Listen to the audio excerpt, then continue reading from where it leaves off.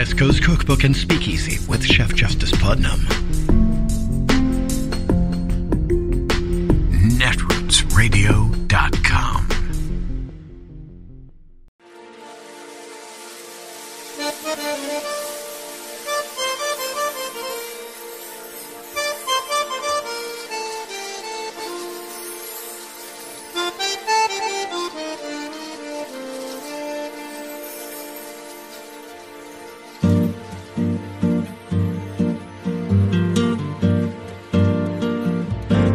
Je voudrais du soleil vert, des dentelles et des théières, des photos de bord de mer, dans mon jardin d'hiver. Je voudrais de la lumière, comme en Nouvelle-Angleterre. Je veux changer d'atmosphère, dans mon jardin d'hiver. Ma fleur sous la pluie de novembre, tes mains qui courent, je n'en peux plus de t'attendre. Les années passent, il est loin, là je tombe. Nul ne peut nous entendre. Je voudrais du Fred Astaire. We start with those bombshell Trump memos revealing how deep the team went on its fake electors plot. The New York Times obtaining memos dated as far back as November 18th, 2020, the earliest known effort to prepare these fake electors, showing the Trump campaign was attempting to buy more time to undo the results. The memo, written by a lawyer, stating there is a very strong argument that the real deadline is not December 8th nor even December 14th, but January 6th. The Times reporting Rudy Giuliani used the memos to strategize. They were initially meant to address the Wisconsin challenge, but became a part of the broader legal strategy. Trump lawyer Boris Epstein admitted last month on The Beat there was a fake elector scheme. Since then, the feds revealed they are investigating it. In Congress, the January 6th committee closing in on the electors plot, a committee member telling me Pence's aides are shedding light on the probe. Today, the Arizona GOP chair and her husband now suing to block the committee from getting their phone records. They are accused of signing documents falsely claiming to be presidential electors. And another memo disclosed today, obtained by the Washington Post, dated December 18th, 2020, and circulated amongst Trump allies.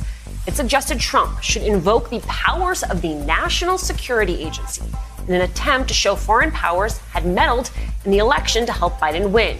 We are seeing bombshell report after bombshell report on this election stealing plan. And Trump is seemingly nervous, hosting more rallies, appearing on right-wing television, trying to deflect blame. Trump saying both Pence and Pelosi should be investigated. Today, going at Pelosi again, saying Capitol security was Pelosi's job, not the president's. Why am I and those around me responsible for anything? Fact check, again, the House Speaker not responsible for security on Capitol Hill. Joining me now, former RNC Chair Michael Steele and former federal prosecutor Barbara McQuaid. Michael, what is your top takeaway from these memos? Well, I think they give you an insight into the somewhat degree of panic that Trump was engaged in and trying to figure out, okay, how do I grab back this election? And when you sort of look at the timeline of events, they clearly were on a clock, December 14th being that first major clock, which they could not do anything about. So then they projected to January 6th. I think, though, in the end, when I put it all together, if they had the means, December 14th would have been the critical date, because those states would have then certified the election under false premises, if you will. They would have in place the mechanisms to sort of cheat the system earlier in the process. That's what you see happening now, Alicia, with a lot of the changes in voting laws around the country, anticipating that next time. But when you see it in the overall scheme of things, it's very clear. Not only were the minions prepared to do what Trump wanted done, but Donald Trump had his finger on that pulse. He was animating those actions. He was informing them directly of what he wanted.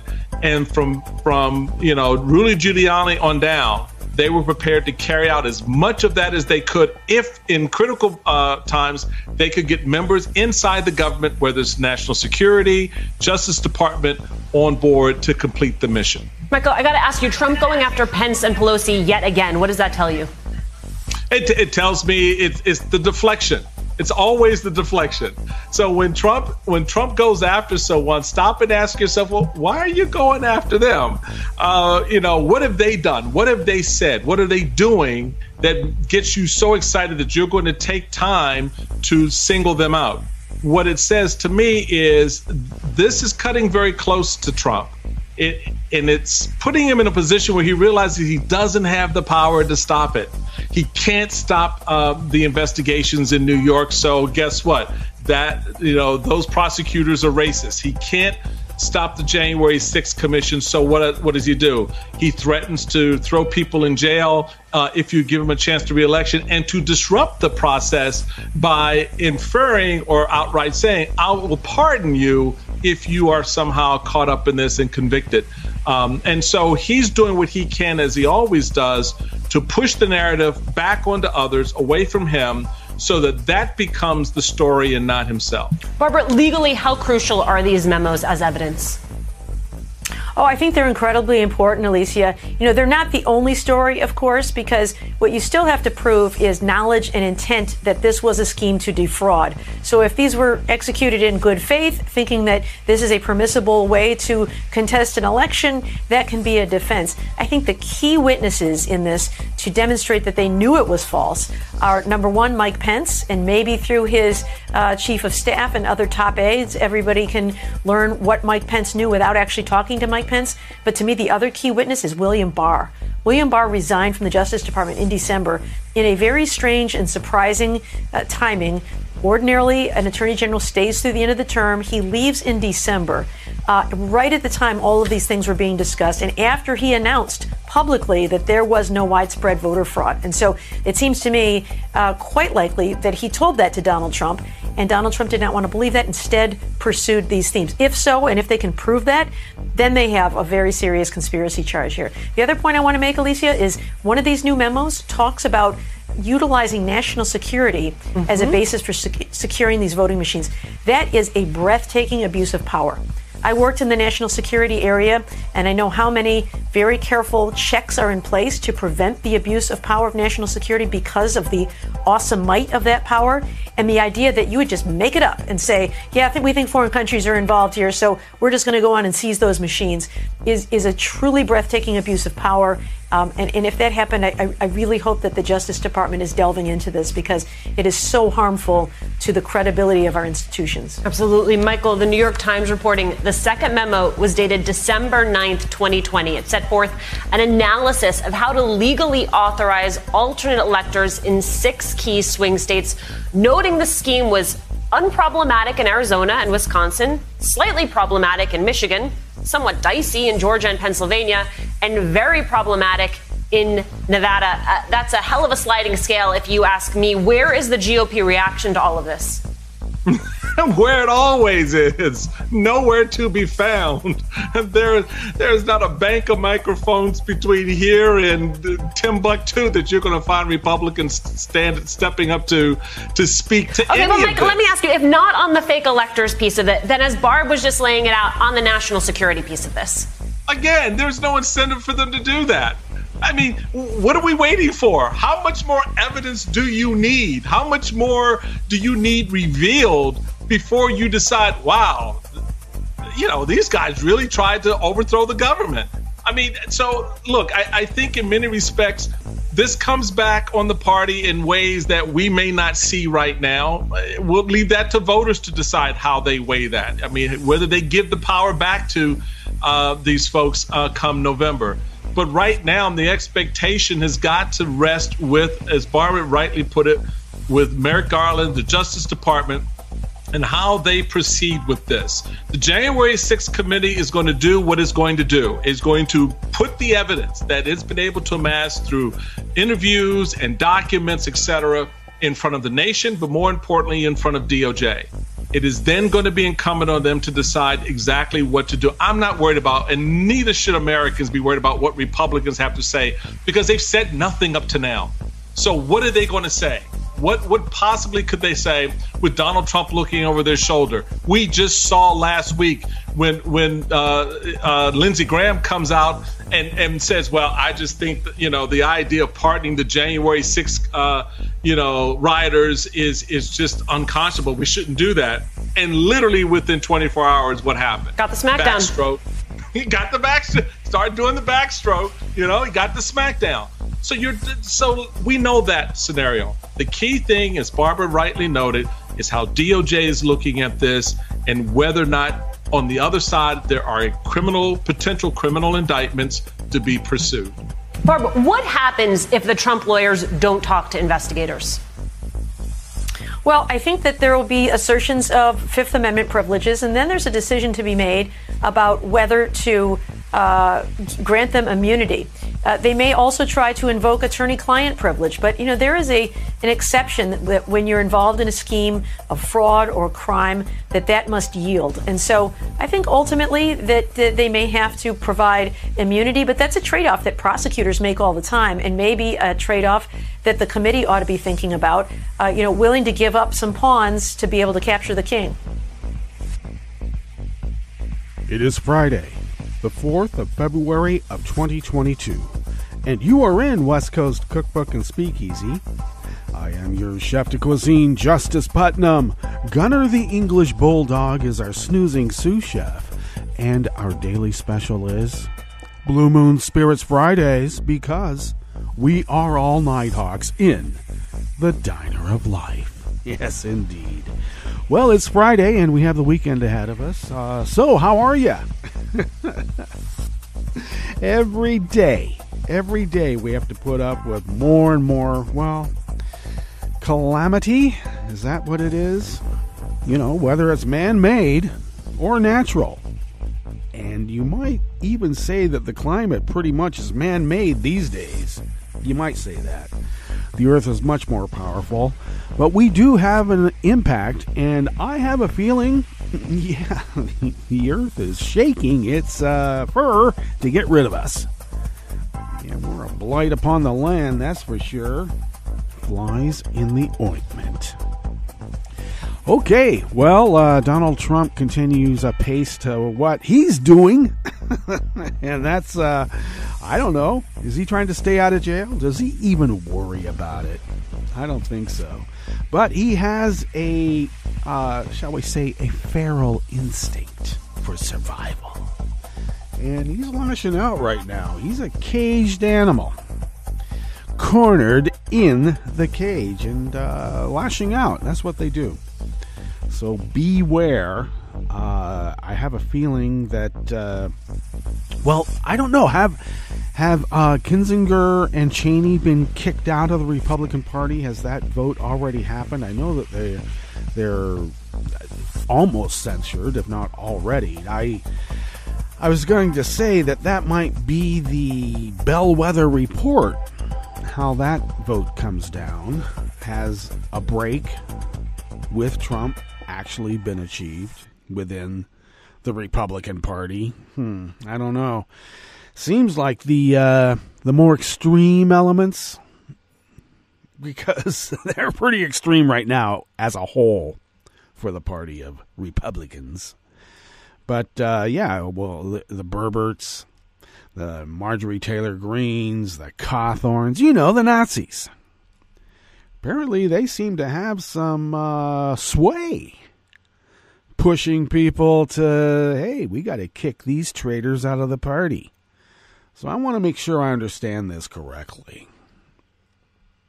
They are unwilling to investigate their own. They're just going to let Trump get away with it, as if that was normal operating procedure on January 6th. And the weeks leading up to it, and the effort afterwards.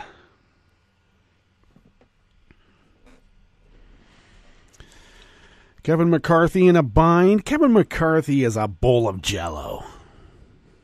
he has, I don't know, maybe not. Maybe he's not a bowl of jello. Maybe he's like, I don't know, something a little more firmer. I don't know.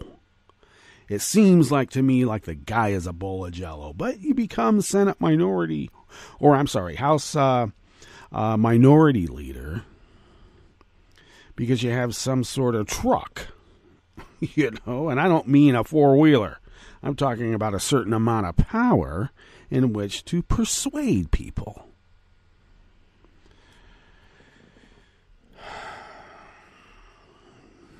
But what I've heard is that he's not the, the sharpest tool in the shed. But he's there, and sometimes people are theirs because, well, they've been put there for a reason. Are we seeing an actual exposure of the abject corruption of the Republican Party? Not to say that the Democratic Party is exempt from such corruption. I mean, we can see it in cinema. We can see it in Manchin.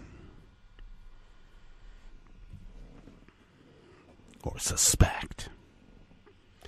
You never know who the dark money is coming from. I'll tell you, if it's dark money, they don't want you to know where it's coming from. Yeah, it's coming from the corporate Nazis. Just like the corporate Nazis of old. That's how it is Nazism. That's how it is fascism. The closely wedded behavior of government and business. In fact, some of those Nazi businesses are working today. Making some of the same compounds. Now, well, I'll take that back. They're not making the same compounds that they were making for the final solution. But they're still making compounds. Oh, let's let bygones be bygones. We were only following orders. Yeah, well, you know what? It still wasn't good enough. That is no excuse, and we know that. So, as I'm ranting on my rock,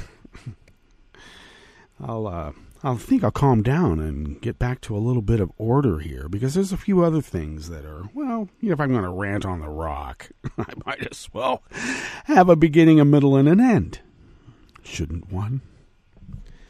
I'm also a bit concerned, well, as I was ranting previously in the week about the banning of books, because we know what that's about. Ultimately, it is I think part of the modus operandi of getting rid of public education is also part of an overarching strategy to, put us under the thumb of a authoritarian government, because democracy is for little people. Maybe. So these banning of books, the idea of choice, we should remind ourselves that whole idea of school choice, the choice of the parents have the say. Well, it's only white parents, and why was that? Is because they didn't want segregation. I'm sorry, they did not want integration of the schools. And if they could get rid of the public schools, which they pretty much done, well, I wouldn't. Nah. The public schools are still an integral fabric of our society, still. But, boy, has it been gutted. And now they want to criminalize teachers for teaching. Oh, my God. Parents who never took an education class. Not that I'm a big advocate of education classes. I'm more of a proponent that teachers should, actually have majored in something other than education. You major in history, you major in math, you major in English, et cetera, et cetera, et cetera. Education, that's for administrators. But a parent who has never taken an education class thinks that they know how to run a school.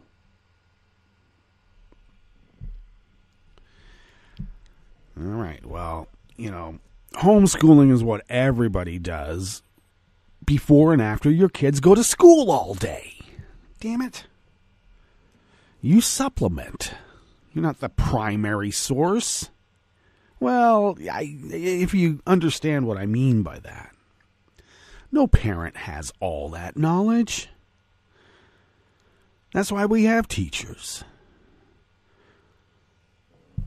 Of course, teachers, from probably even earlier than Socrates have always been looked at askance, having undue sway upon the minds of our young, innocent children.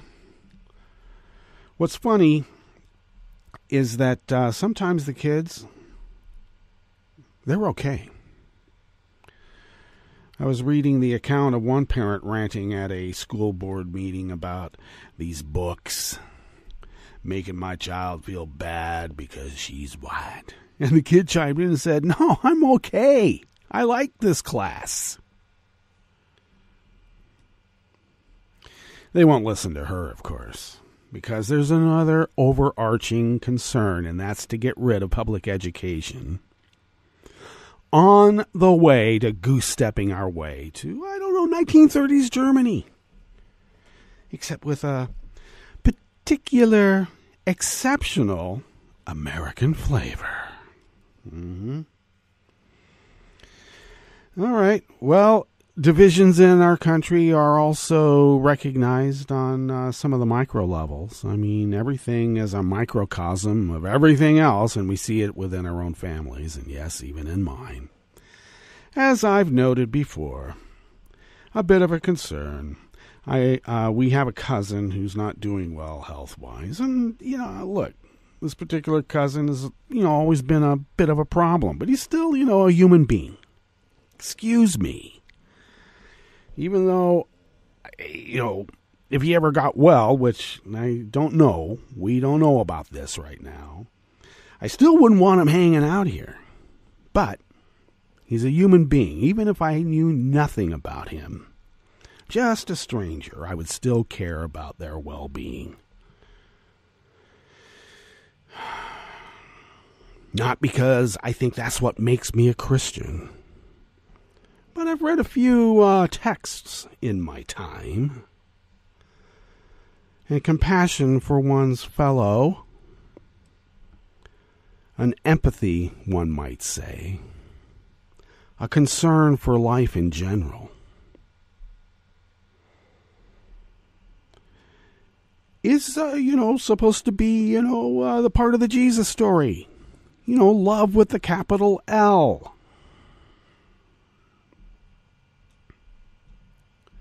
Now, am I on my rock ranting and expecting people to be good like me? No. I'm not good.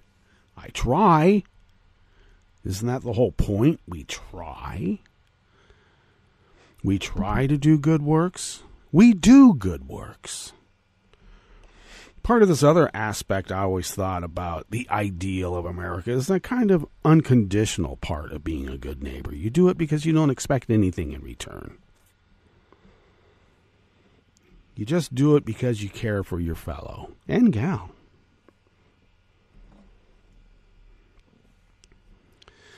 So, I'm a bit concerned about the lack of compassion and empathy as exposed in some members of our family. Here, even in the ship of state, those who care little for their fellows. Except the only thing they may care about is whether you're in the way or not. But eventually you will be in the way. That's how Nazis think, and that's how Nazis work. And it is a sickness. Members of our own family who have fallen off the edge into this terrible, terrible conspiracy of, America is a hellhole. What the hell are you seeing?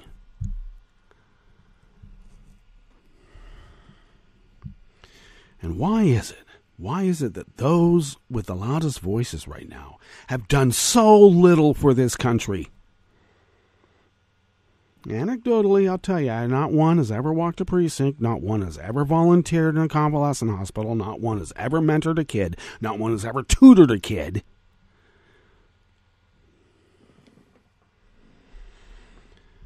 Most of them, or lots of them, they've done well financially, but anybody can do well financially. Parting people with their money. Some people have a talent for that. And maybe not having compassion and not having enough empathy for your fellows and gals allows you to be able to wrest money away from them. And now the people who care little for their next door neighbor want to run the country. This is not America. We have to do better. Okay? And we will never be good. That's also part of the Jesus story. I mean, we can accept ourselves as beautiful. Okay? We are beautiful. We're not perfect. We have flaws. We're human beings. Okay, Friday rant on my rock. Let me step off just a little bit and put my toe in the tepid waters and give us a little bit of order as we float about. Yeah. Okay, well, at the top, yes, the bombshell MAGA memos have Trump scrambling and Bill Barr expecting a subpoena. We don't know. I don't know if he's expecting a subpoena, but it sounds nice. We expect Bill Barr to get a subpoena, that's for sure. On the rest of the menu, as we begin here in the Bistro Cafe of West Coast Cookbook and Speakeasy on this fine Blue Moon Spirits Fridays, a handful of states are seeking greater protections for election officials amid growing concerns for their safety. And when we say election officials, we mean 75-year-old grandmas who volunteer to sit at the table and hand out your ballot. A California court ruled developers who include affordable housing in their projects are exempt from local rules. Yeah, they tried that in Berkeley, and you know what happened? All those affordable housing units, we'll just have to change them into, ground-level retail instead. And the black former president of the largest LGBTQ advocacy group in the United States sued the organization, accusing it of racial discrimination in his firing last year. After the break, we move to the chef's table where Ottawans, up in Canada, are fed up with the trucker anti-vaccine blockade and blame the police for inaction. And Spain's economy minister said she would no longer attend events if women were not equally represented among the speakers. All that and more on West Coast Cookbook and Speakeasy. Bon appetit.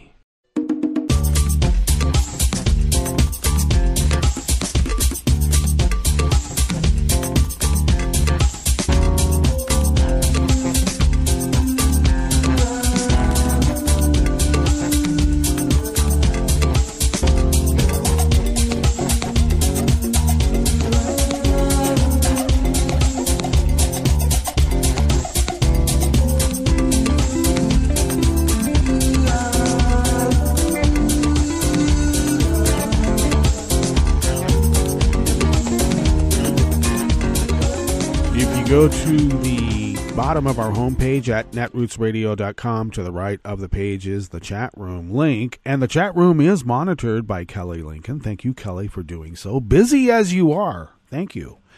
To the left of the chat room link is the link to our Patreon page. That's the link across to the left from that chat room link at our homepage at netrootsradio.com. And you know the spiel. Yes, we need money to pay our bills and the continuous maintenance and upgrading of hardware and software that's required to be able to run this powerhouse of resistance against dark forces arrayed against the United States of America and democracy itself, representative democracy. So, yes, we need some funds, and if you could afford an espresso-type coffee drink and send those funds our way, that helps us pay our bills. and fly under the radar and continue resisting, as we've done for almost 11 years now. Thank you for your generosity, and thank you for your generosity in the future. And that is sincere. Thank you. If you would like to follow Netroots Radio on Twitter, do so at Netroots Radio. Tom takes care of that. Thank you, Tom. Busy as you are.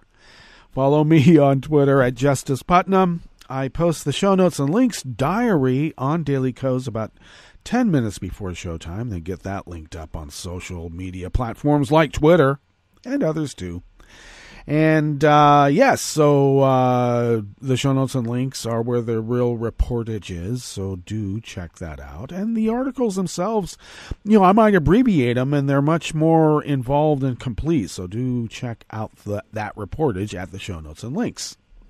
Follow the show on Twitter at Cookbook West, and pick up podcasts by way of Spreaker, Stitcher, TuneIn, iHeart, YouTube, iTunes, etc., etc., etc.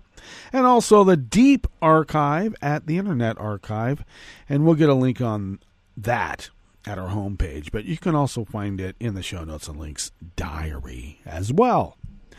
Okay. This first offering here in the Bistro Cafe of West Coast Cookbook and Speakeasy is out of the Associated Press by Lisa Ratke and Christina A. Cassidy. Lawmakers in a handful of states are seeking greater protections for election officials amid growing concerns for their safety after they were targeted by threats of violence following the 2020 presidential election. Let's be clear. They weren't targeted for violence from Biden. They weren't targeted from violence from Kamala Harris. They weren't targeted for violence from, Mother Teresa, because Mother Teresa is dead.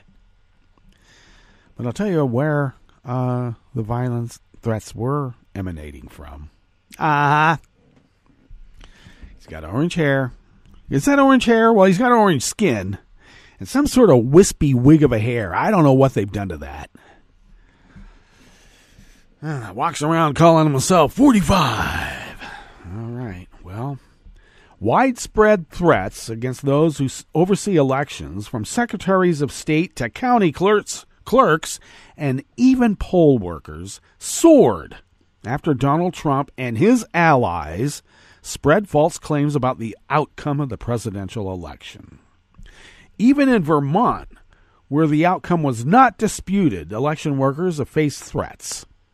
A caller to the Secretary of State's office said in 2020 that a firing squad would target all you cheating. There's a vulgarity that the AP reporters put in parentheticals.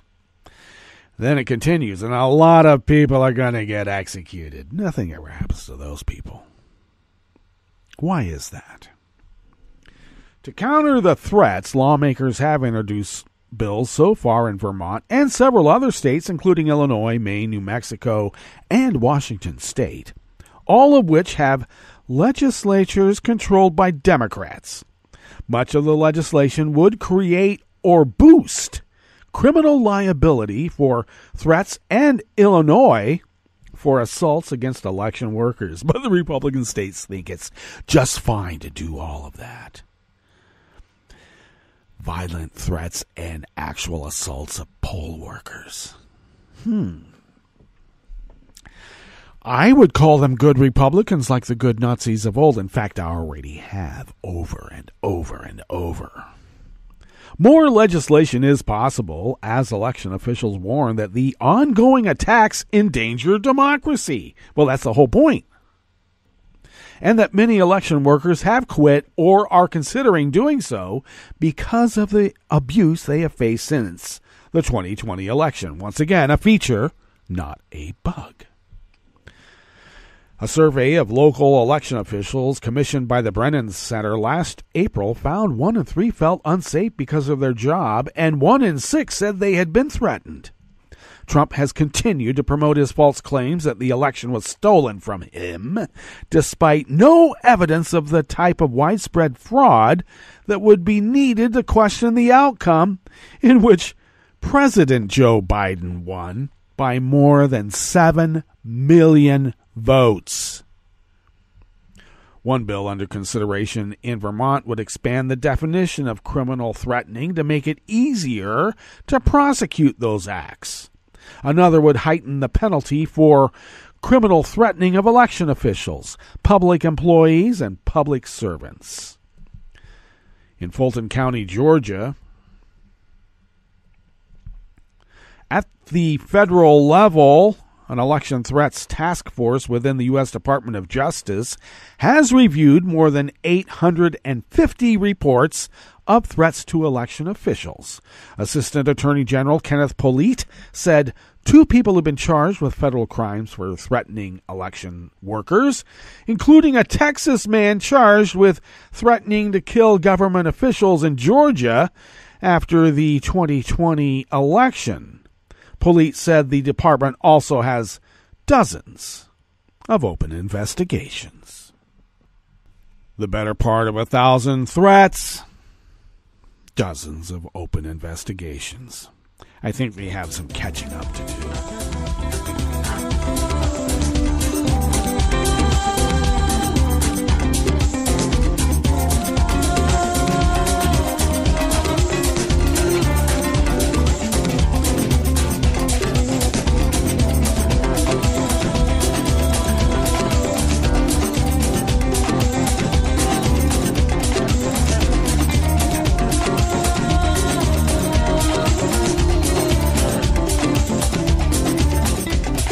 Associated Press staff bring us this next offering here in the Bistro Cafe of West Coast Cookbook and Speakeasy Blue Moon Spirits Fridays.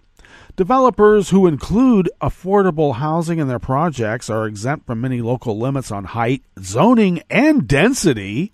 A California appeals court ruled in a decision that, if upheld, could have immense impact as the most populous state struggles with a housing crisis. California's 1979 density bonus law requires local governments to grant permits and waive conflicting development standards for builders who commit to provide certain levels of low-income housing for their projects, the 4th District Court of Appeals ruled. The court made the ruling on January 7th, and on Wednesday of this week certified it as a precedent for future court cases after hearing from the California Building Industry Association and others. There are exceptions for threats to public health or safety, harm to a historic resource, or conflicts with state or federal laws. The case involved local opposition to a 20-story mixed-use project currently being built near Balboa Park in San Diego. The city approved a plan for the building more than 25% higher than local development standards normally would allow, with 204 housing units instead of 147, after the developer promised, they always promise, to make 18 units affordable. 18. Not 20, not 15, not 30. 18. The ruling was condemned by an attorney for the neighborhood group that challenged the development. It seems to be saying that if you have a density bonus project, you can do whatever you want. The association had not decided whether to appeal to the California Supreme Court. Trial courts statewide have had to heed the ruling if it becomes final. The case illustrates clashes occurring over local control of development as the state faces a affordable housing crisis. Critics say cities and counties have contributed to the shortage over the decades by favoring single-family homes and limiting larger residential projects. Many local governments have attempted to erect all manner of obstacles to construction of new housing, whether market rate or affordable. What? Brian Winter, an attorney for the California Building Industry Association, said, I like that. Either market rate or affordable. Well, shouldn't they be both? Shouldn't that be both? Experts have said the state needs to build more than 1 million to as many as 3.5 million homes in the next few years to deal with a housing shortfall. Last year, Governor Gavin Newsom approved 2 measures designed to deal with the issue by sidestepping local zoning ordinances. One allows local governments to rezone neighborhoods near mass transit for up to 10 housing units. The second requires cities to approve up to 4 housing units on what was a single-family lot. Opponents are gathering signatures for a ballot measure that would restore local control.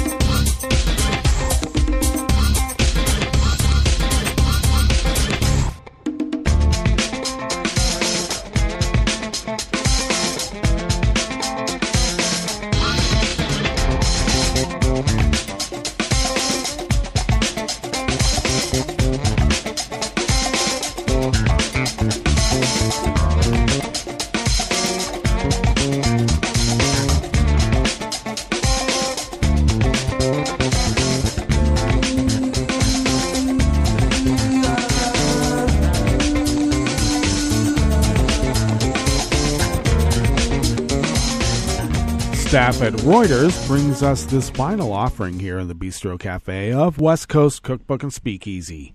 The black former president of the Human Rights Campaign, the largest LGBTQ advocacy group in the United States, sued the organization yesterday, Thursday, accusing it of racial discrimination in his firing last year. Alfonso David was fired on September 6 after New York State Attorney General Letitia James issued a report saying he had advised former Governor Andrew Cuomo about dealing with sexual harassment allegations, the organization's board said then. The civil rights attorney filed his lawsuit in federal court in Brooklyn. David, who said in his lawsuit that he was the 40-year-old group's first black president, had held the post for 2 years. The Washington-based nonprofit group advocates for equal rights for lesbian, gay, bisexual, transgender, and queer people. Today, I am filing a lawsuit for the millions of black and brown people who face discrimination every day but fear retaliation or lack the resources to challenge it. In a copy of the complaint he posted on Twitter, David said the organization had a deserved reputation for unequal treatment of its non-white employees. He said the Human Rights Campaign's own employees had described it as a white men's club where non-white staffers were marginalized, tokenized, and denied advancement to high-level positions. The organization could not immediately be reached for comment. Well, let's get to our break, and when we get back from that break, we will go through weather from around the world, and we will finish up with the stories that we've curated for you today. You are listening to West Coast Cookbook and Speakeasy, and we will be right back. You are listening to netrootsradio.com. Please hang up and try again.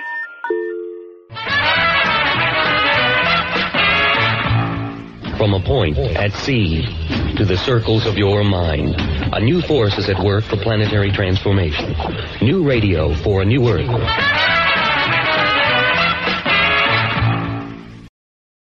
This is Take Two Movie Review. I'm Mike Friend. This week, postmodern and time-tested. The metaverse, as envisioned by certain corporate executives, might not be here yet, but it surely arrived in the new movie Belle, available in theaters in English or recommended in the original Japanese with subtitles. In the latest effort from Mamoru Hosoda, this animated tale follows Suzu, a shy 17-year-old from a rural village in Japan whose life had been marred as a young child by a traumatic event which had ruined her former joy in music and singing. Shy and unconfident, but close to her friends, she signs into something called You, a virtual universe where she can transcend her past and, as a reimagined sumptuous pop star, ends up playing to audiences of hundreds of millions as Belle. Unlike in the real world, as she points out, you can start over in You. All's well until a dragon shows up, ruining one of her shows. The dragon has enemies, as they do, and the second act becomes sort of a spectacular animated retelling of the Beauty and the Beast. Like Belle, the dragon is an avatar for a real-world character, Kai, who along with his brother Tomo are the victims of some pretty severe child abuse. For Suzu to convince the brothers that she really is Belle, she must perform in You as Suzu, which she does, securing a satisfactory ending and sealing the movie's place in the coming-of-age category. The message in Belle may be less profound every day, that the virtual world can be just another means of hiding our vulnerabilities, and that being seen for who we really are remains an act of courage. But it's beautifully and touchingly done. Note it'll be more memorable if you catch it on the big screen. This has been Take Two Movie Review. I'm Mike Friend. Catch up with us at take2moviereview.com and feed us back on our channel on YouTube.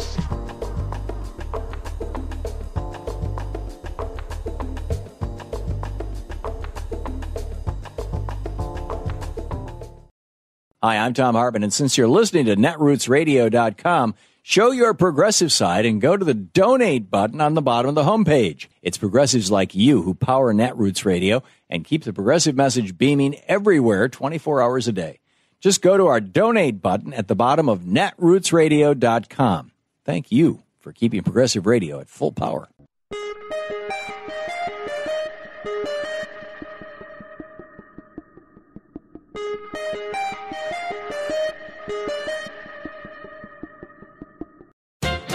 In this horrible time of economic collapse, it is truly touching to see so many corporate chieftains reaching out in solidarity with a hard-hit working class. We know they're doing this because they keep telling us they are. Practically every brand-name giant has been spending millions of dollars on PR campaigns in recent weeks, asserting that they're standing with us, declaring over and over, "We're all in this together." Except, of course, they're really not standing anywhere near us. While we're waiting in endless lines at food banks and unemployment offices, the elites are still getting fat paychecks and platinum-level health care. The severity and gross disparity of our country's present economic collapse is not simply caused by a sudden viral outbreak, but by a decades-long plutocratic policy of intentionally maximizing profits for the rich and minimizing everyone else's well-being. As the eminent economist Joseph Stiglitz rightly put it, we built an economy with no shock absorbers. Jobs, once the measure of a family's economic security, have steadily been shriveled to low-wage, unreliable work, untethered to a fair share or any share of the new wealth that workers create. In a relentless push for exorbitant short-term profits, today's executives have abandoned any pretense that a corporation is a community of interdependent interests striving to advance the common good. Instead, while the honchos are richly covered, they're washing their hands of any responsibility for the health, retirement, and other essential needs of their workforce. Rely on food stamps and other publicly funded programs, they say, even as their lobbyists and for-sale lawmakers slash the public safety net. This is Jim Hightower saying these forces of American greed have shoved millions of working families to the economic precipice, and all it takes is a virus to push them over.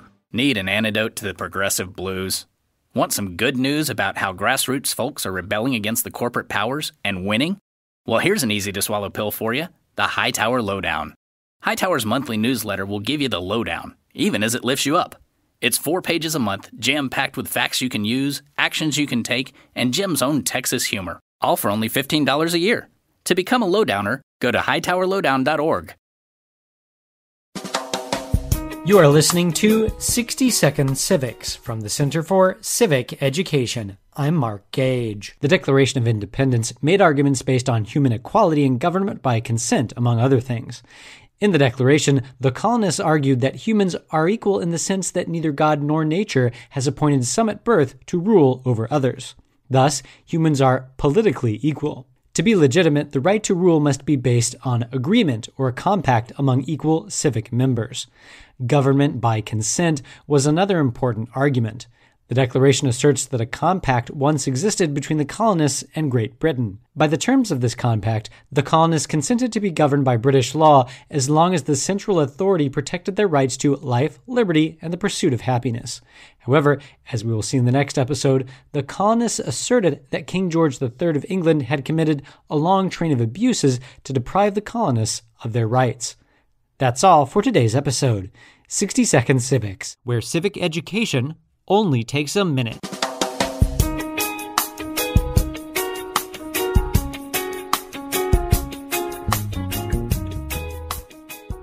I'm Rick Smith, and this is Labor History in 2. On this day in labor history, the year was 1869, and we celebrate the birthday of one of the most formidable figures in U.S. labor history. Big Bill Haywood was one of the founders of the Industrial Workers of the World, or IWW, in 1905. He was also active in the Socialist Party. Big Bill entered the mines at only 9 years of age. He became the Secretary of Treasury of the Western Federation of Miners in 1900. During his tenure, the Colorado mining wars occurred in the state's Cripple Creek area. The prolonged, bloody struggle between miners and mine owners saw the deaths of more than 30 workers. In the end, the striking miners were defeated and their demands largely left unmet. That experience convinced Haywood that the only way for labor to succeed was to organize across job title and trade, and to include industrial workers. This one big union philosophy motivated him to found the IWW. Haywood became known for advocating for an 8-hour workday. In his booming voice, Big Bill would declare, 8 hours for work, 8 hours for play, 8 hours for sleep, 8 hours a day. In 1918, Haywood fell victim to the first Red Scare. He was convicted of violating the Espionage Act of 1917 for calling for a strike while the nation was fighting World War I. His sentence was 20 years in prison. Haywood served 1 year. Then, while out on appeal, he jumped bail and fled to the Soviet Union, where he died 10 years later. He is often remembered for a famous quote from his autobiography, which reads, "The mine owners did not find the gold, they did not mine the gold, they did not mill the gold. But by some weird alchemy, all the gold belongs to them." Labor History in 2 brought to you by the Illinois Labor History Society and The Rick Smith Show. For more information, go to laborhistoryin2.com, like us on Facebook, and follow us on the Twitters at Labor History in 2.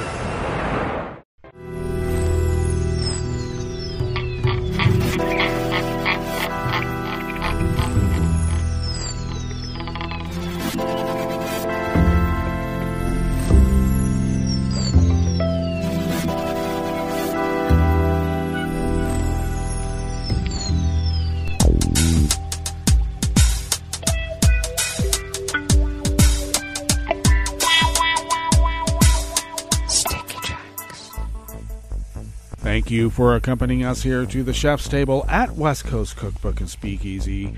Blue Moon Spirits Fridays, because we are all Nighthawks in the Diner of Life. We always begin, weather from around the world, along the banks of the Rogue River in the Rogue River Valley of Southern Oregon, on the west coast of the continental United States of America, where it is 27 degrees Fahrenheit under foggy conditions, and we'll have cloudy skies later on this morning, becoming partly cloudy in the afternoon. Winds will be light and variable throughout the weekend. Some clouds tonight, lows in the low 30s, and a few clouds from time to time tomorrow with highs near 60, and that will be the case for Sunday as well. Confirmed cases of coronavirus in Jackson County in the southern part of Oregon have increased.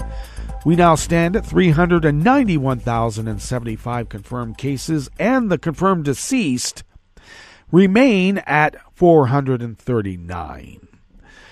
Pollen is rated as none outside the window here in Rogue River proper. The air quality index for the region is good at 21 parts per million, and the daytime UV index is low at level 2. Barometric pressure is, it looks like it's holding steady at 30.49 inches. Visibility is down to 3/4 of a mile, and relative humidity is at 92%. I should add we have no forecast of rain anytime in the near or far future. Weather from around the world is brought to you by a crowd of crowdsourced weather stations that a crowd crowdsources from around the world. London is 46 degrees and partly cloudy. Paris is 50 degrees with showers in the vicinity. Rome is 60 degrees and partly cloudy. Kyiv is 25 and fair. Kabul is 27 and clear. Hong Kong is 51 degrees and fair. Tokyo is 40 and clear.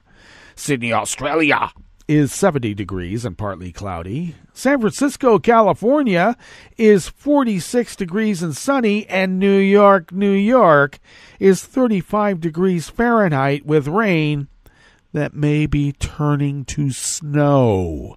And that is weather from around the world, brought to you by a crowd of crowdsourced weather stations that a crowd crowdsources from around the world.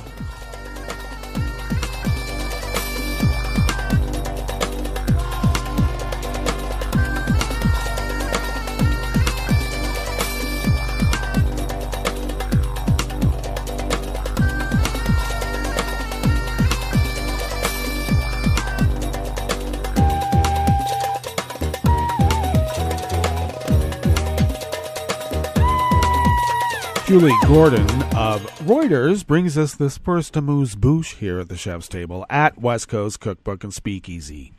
Frustrations are boiling over in Canada's capital as a protest by truckers against COVID-19 vaccine mandates has clogged downtown Ottawa for a week and shows no sign of ending, with many residents angry at police for not breaking it up.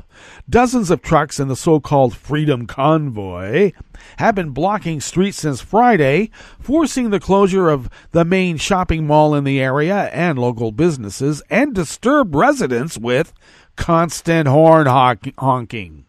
The city's police force has stood idly by as protesters fill jugs of diesel to top up their rigs, which they keep running to provide heat in sub-zero temperatures rather than cutting off the fuel supply.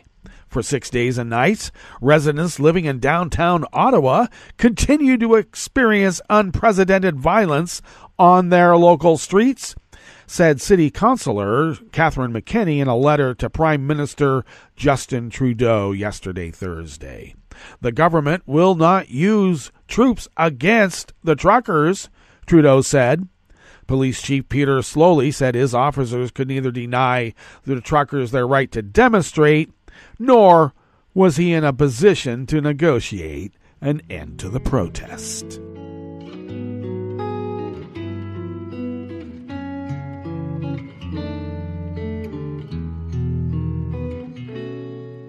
Je te donne ce mon amour pour la vie entière. La promesse de me trouver à tes genoux. Aussitôt que tu m'appelles, rester toujours fidèle. C'est tout, c'est tout.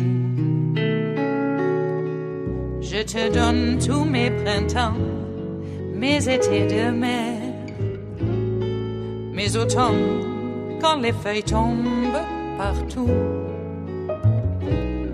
Si ce n'est pas une bonne affaire, je te donne tous mes hivers. Anonymous staff at Reuters brings us this final amuse-bouche here at the chef's table at West Coast Cookbook and Speakeasy. Spain Economy Minister Nadia Calvino said she would no longer attend events if women were not equally represented among the speakers. Calvino, who was also Deputy Prime Minister in a socialist-led government where women outnumber men for the first time in Spanish history, said progress on gender diversity in Spain risked backsliding. I am not going to take another picture where I'm the only woman. I just won't do it. I am not going to take part in a debate when I'm the only woman, she said at a Hill and Knowlton event in Madrid after congratulating the public relations firm for having a gender-diverse panel. Women's rights have been thrust to the political forefront in Spain. Even though women get more university degrees than men, few make it to the top levels of financial industry and the business sector as a whole. Given the underrepresentation of women on boards of directors at Spanish companies, the Good Governance Code by the Spanish supervisor set specific objectives to increase it from around 30% to at least 40% by the end of 2022. Female representation on the executive committees of Spanish companies is much lower at 12.7%. And Spain ranks number 14 in the Global Gender Report released every year in Davos. Well, that brings us to the end of our broadcast period for the day and the week, but you do know Netroots Radio broadcasts on. And we will meet up on Monday for River City Hash Mondays, so do stay tuned to Netroots Radio all day and all night for all the breaking news as it breaks. And we'll meet up here on Monday, right here, in West Coast Cookbook and Speakeasy. Bon appetit.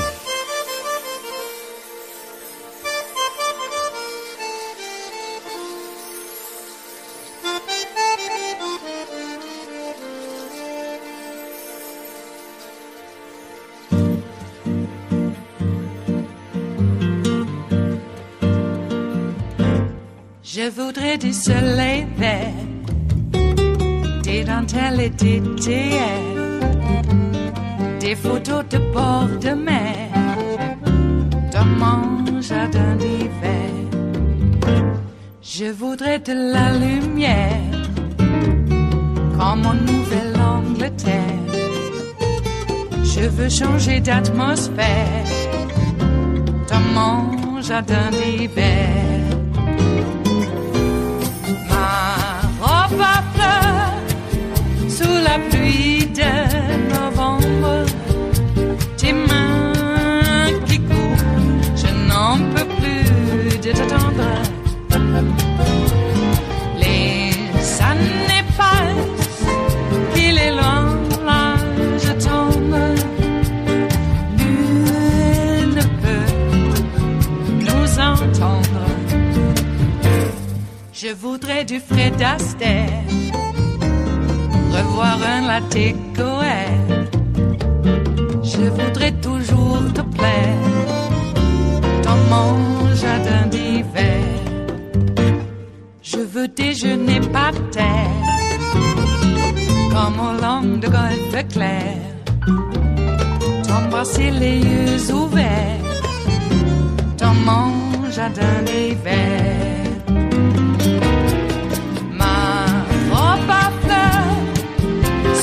Pluie de novembre, tes mains qui courent, je n'en peux plus de t'attendre.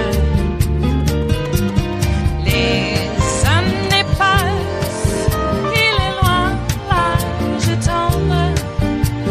Nul ne peut nous entendre. Ba-da-da-dum-di-da-dum. Ba-da-da-dum-di-da-dum. Ba-da-da-dum-di-da-dum. Dans mon jardin d'hiver.